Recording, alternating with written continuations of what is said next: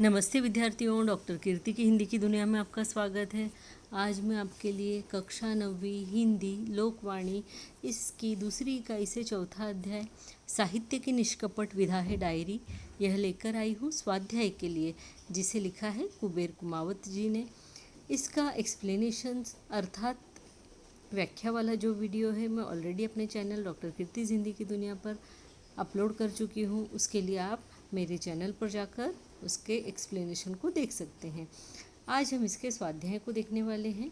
स्वाध्याय जैसे ही हम इस लेसन को देखते हैं, सबसे पहले हमारे सामने एक क्वेश्चन आता है, मौखिक के अंतर्गत दैनंदिनी लिखने के लाभ, इस विषय पर चर्चा में अपने मत व्यक्त कीजिए। तो हम इस क्वेश्चन के आंसर को अभी लिखेंगे, है ना।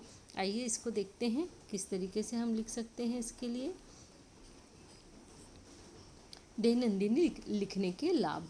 दैनंदिनी, इसे हम हिंदी में क्या कहते हैं, डायरी बोलते हैं, है ना। हिंदी में हम दैनंदिनी बोलते हैं, इंग्लिश में इसे क्या बोलते हैं, डायरी बोलते हैं। तो जिसे लिखने से व्यक्ति के व्यक्तित्व में निखार आता है, यानी हम यहाँ पे बात कर रहे हैं कि इसके लिखने से क्या होता है, किसी भी व्यक्ति की पर्सनैलिटी में, व्यक्तित्व यानी पर्सनैलिटी, उसमें निखार आता है। वह कोई भी कार्य करने से पहले सोचता है कि वह ऐसा कोई कार्य न करे जिसे वह बेझिझक अपनी डायरी में न लिख सके, है ना। यानी कहने का मतलब, जब डायरी लिखना हम शुरू करते हैं या दैनंदिनी लिखना जब हम शुरू करते हैं, तो उसके अंदर हम जैसा जीते हैं, जो करते हैं, एज इट इज़ वैसा का वैसा ही हम लिखते हैं। तो जो व्यक्ति डायरी लिखना शुरू करता है वो कभी भी ऐसा कोई कार्य करना नहीं चाहता जिसे वो डायरी में लिखते हुए शर्माए या डायरी में न लिख पाए या अपने जीवन का वो प्रसंग वो छुपा ले। तो ऐसा कोई भी कार्य डायरी लिखने वाला मनुष्य नहीं करता, क्योंकि डायरी में हम सब कुछ एज इट इज़ लिखते हैं।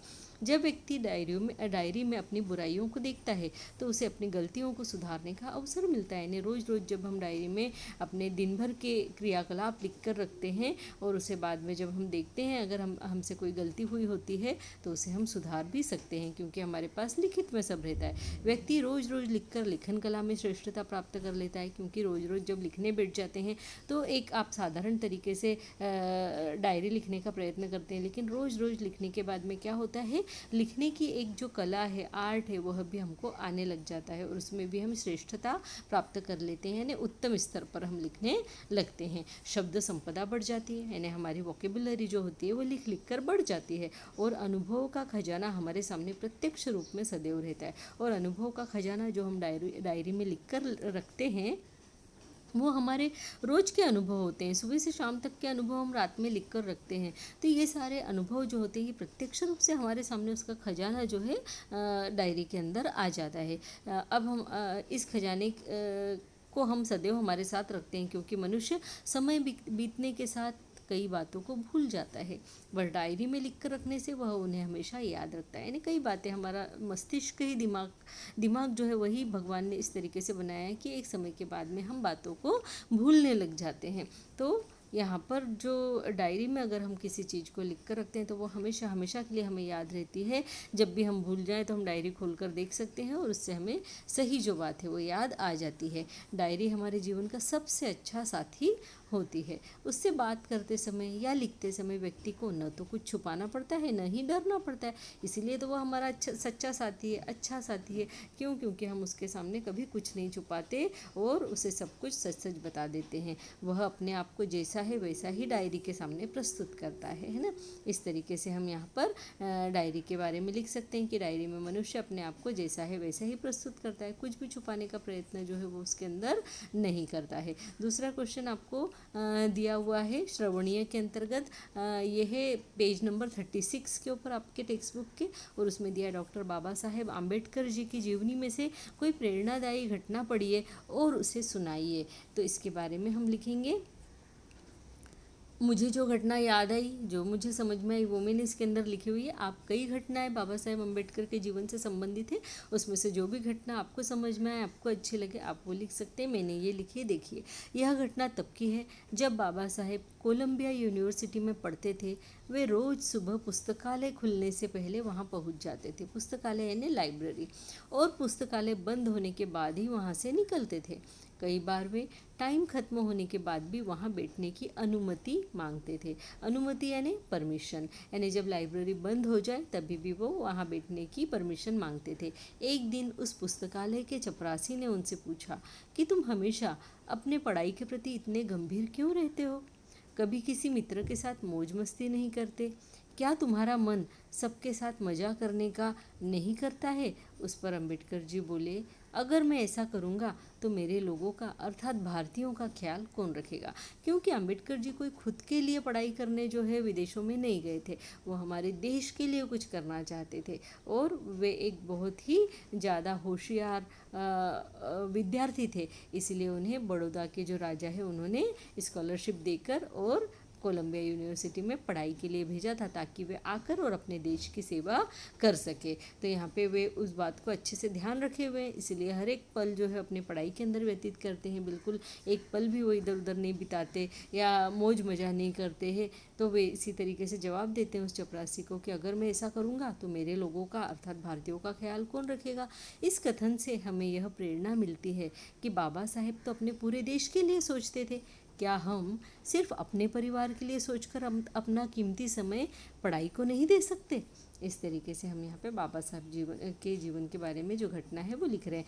अगली घटना है मौलिक सृजन के अंतर्गत आपको दी हुई है, और मौलिक सृजन जो है आपके टेक्स्ट बुक के पेज नंबर 37 के ऊपर दिया हुआ है कि डायरी लेखन में व्यक्ति का व्यक्तित्व झलकता है, इस विधान की सार्थकता स्पष्ट कीजिए। तो यहाँ पर देखते हैं हम लोग, डायरी में मनुष्य अपने अंतर एवं बाह्य जीवन की लगभग सभी स्थितियों को जैसा का वैसा लिखता है, यानी घर के अंदर और घर के बाहर अपना स्वयं का अंदर और बाहर का जीवन जो है वो जैसा का वैसा डायरी के अंदर लिखता है। जीवन के अनुभवों का संग्रह एक डायरी होती है, जितने भी उसके एक्सपीरियंस होते हैं उनका सबका ये एक क्या होती है? संग्रह होती है। यह लेखक के व्यक्तित्व का आईना होती है, यानी लेखक जैसा है वैसा का वैसा हमें उस डायरी के अंदर दिखाई देता है।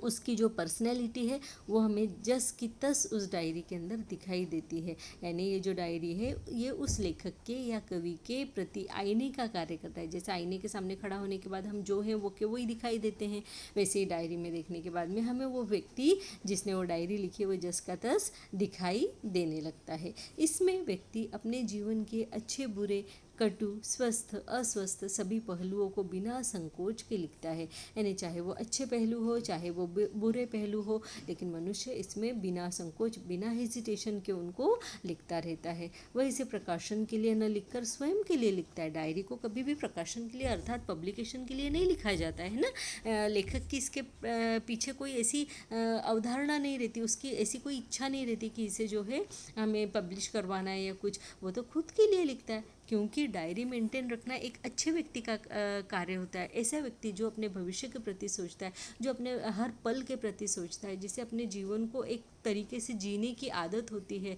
और वो अपने जीवन के तरीके को सुधारना चाहता है, अपनी गलतियों से सीखना चाहता है, ऐसा व्यक्ति हमेशा डायरी को लिख कर रखता है। तो यहाँ पर ये क्या होता है कि ये व्यक्ति डायरी को प्रकाशन के लिए नहीं लिखते, बल्कि वे अपने स्वयं के व्यक्तित्व में निखार लाने के लिए उस डायरी को लिखते हैं, स्वयं पर नियंत्रण के लिए लिखते हैं। क्योंकि डायरी जो है उसमें हम जैसे हैं वैसे के वैसे ही लिखते हैं। तो जब हमें सुधरना है तो हम डायरी लिखना शुरू कर दें, क्योंकि हम डायरी में बिल्कुल भी वो चीज़ नहीं लिखेंगे जो कोई पढ़ ना पाए या हम कभी भविष्य में उसको पढ़ना पसंद न करें।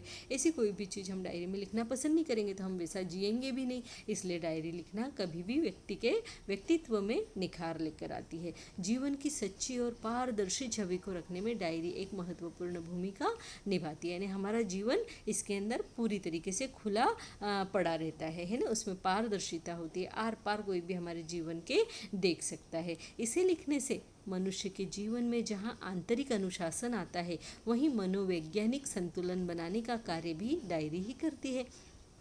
देखिए, जैसे मनुष्य जब डायरी लिखने को शुरू करता है तो उसके अंदर स्वयं अनुशासन आता है ना, स्वयं को अनुशासन में रखना, डिसिप्लिन में रखना जो है मनुष्य सीख जाता है। जब भी वो किसी कार्य को करने के लिए अपने कदम बढ़ाता है तब वो एक बार ज़रूर सोच लेता है कि ये मुझे घर जाकर लिखना है, क्या मैं ये कार्य कर लूँ? तो कहने का मतलब वो अपने आप को, अपने मन को जो है डिसिप्लिन में रखना सीख जाता है। तो जिस तरीके से वो अपने मन को जो है वो अनुशासन में रखता है, अपने मन के ऊपर काबू पा लेता है, और वहीं मनोवैज्ञानिक संतुलन का भी कार्य करती है डायरी। यानी उसको जो है साइकोलॉजिकली भी जो डायरी है वो उसको क्या करती है, संतुलन में रखती है, यानी उसका आपस में जो है संतुलन बना कर रखती है, बैलेंस बना कर रखती है। अतः हम कह सकते हैं, यानी कि इसीलिए हम कह सकते हैं कि इसमें हमें किसी भी डायरी लेखक या व्यक्ति का व्यक्तित्व दिखाई देता है। इस उसे जानने में डायरी महत्वपूर्ण कड़ी होती है, यानी किसी उसे, यानी किसे, तो लेखक को,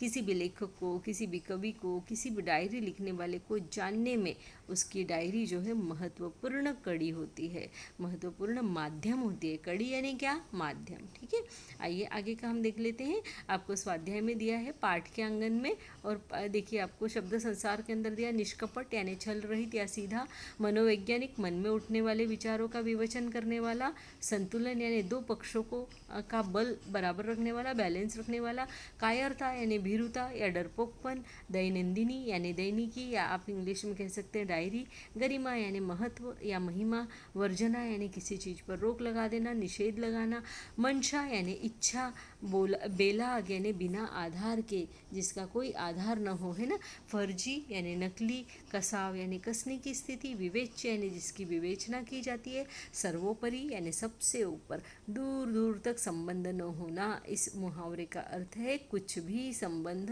न होना।